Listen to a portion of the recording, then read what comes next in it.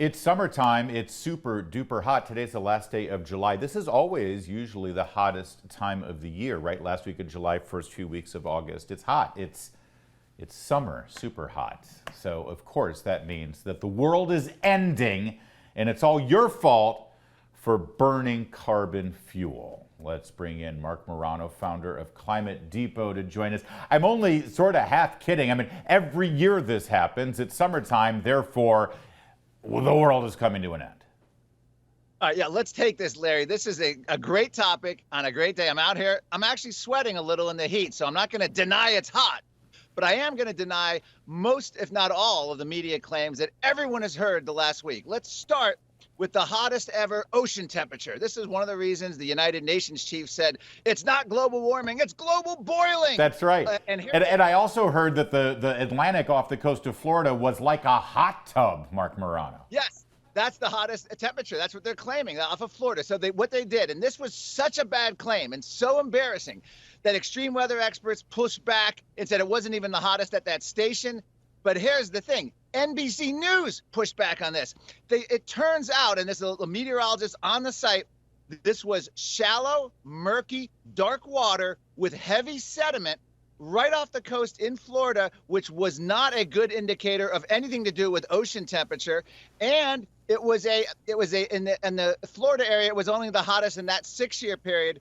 So the whole story, according to NBC News, completely fabricated. But this didn't stop every major public official, every other media outlet to cite record world ocean temperature. The ocean's as hot as a hot tub. This is not normal. This is going to be devastating. That was point one.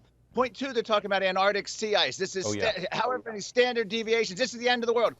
It turns out that the actual sea ice volume, the amount of sea ice, hasn't really changed much, but the extent changed because the winds blew it together. So it's actually just tighter, thicker ice, not to do with temperature, but to do with winds. And this is according to all of the readily available source data. Climate analysts are pushing back, but of course the media is running with the Antarctic story as well. And it may be as even that ice extent, even though it's thicker, may only be as low as it was in the early 1980s, not something too far back. The other claim we heard, and CNN led with this one, is the hottest in 120,000 years. Turns out it was based out of a main computer model. It wasn't actual real data. The claim was so farcical that NOAA, the National Oceanic Atmospheric Administration, part of Joe Biden's administration, had to push back and say, no, we don't stand by that. That's a nonsense claim.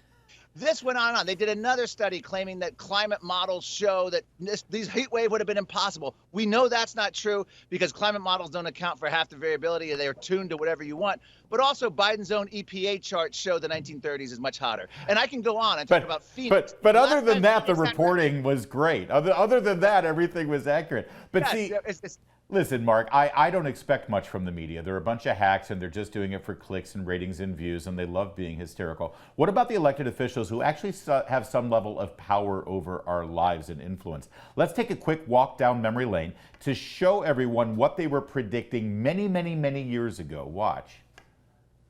There is a 75% chance that the entire North Polar ice cap during some of the summer months could be completely ice-free within the next 5 to 7 years. You have sea ice, which is melting at a rate that the Arctic Ocean now increasingly is exposed. In 5 years, scientists predict we will have the first ice-free Arctic summer.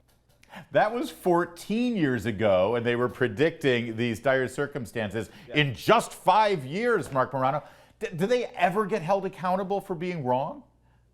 Never. You know, in my book, I go back to 1864. Abraham Lincoln was president. We had academics warning that mankind, unless they turned away from climatic excess, we were doomed. Never are they taken.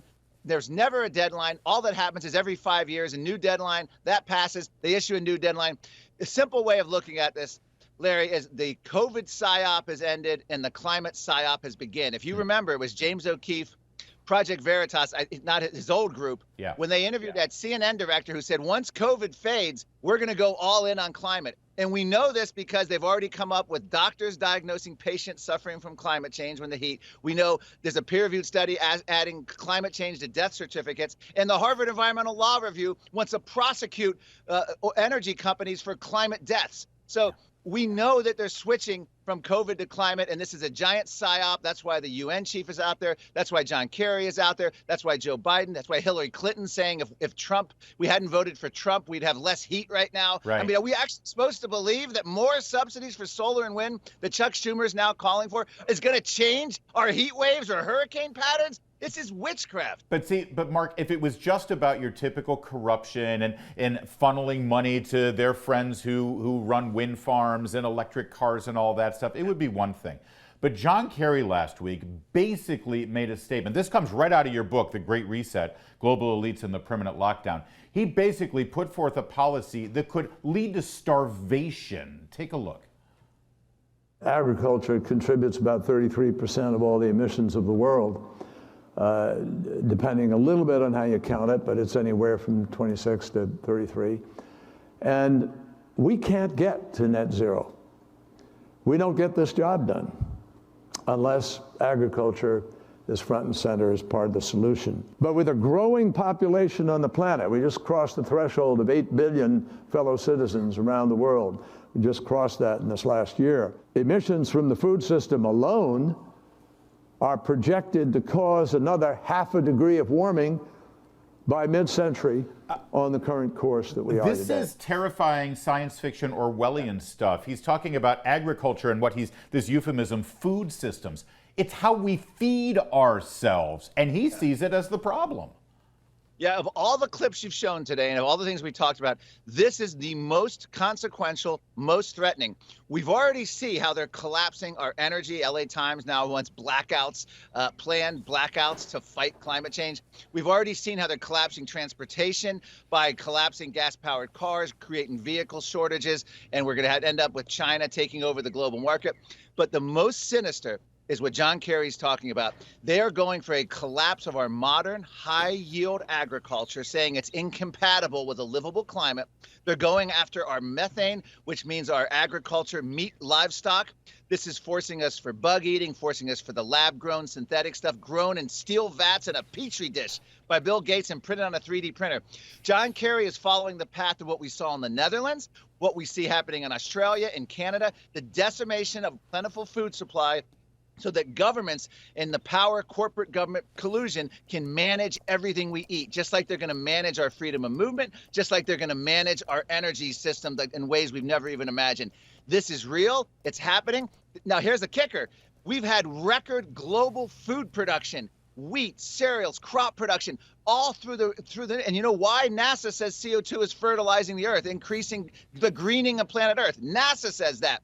But what's funny is Al Gore, others, John Kerry will say, we're going to face famines because of climate change. Climate change isn't going to cause food shortages. Climate policy is going to cause it. And what you just saw with John Kerry is direct us at the Great Reset. They're coming for our food, and they're going to manage it. They're going to take it over, and they're going to tell us what we can and can't eat, and they're going to soften us up to force us to insects and lab-grown meat.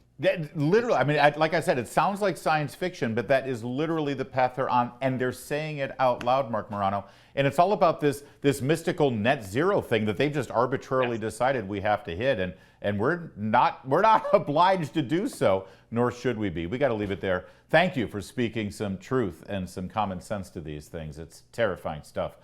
Marc Morano, Thanks. Climate Depot. We'll be back. There's more to come. Keep it here on Salem News Channel. You're watching O'Connor Tonight.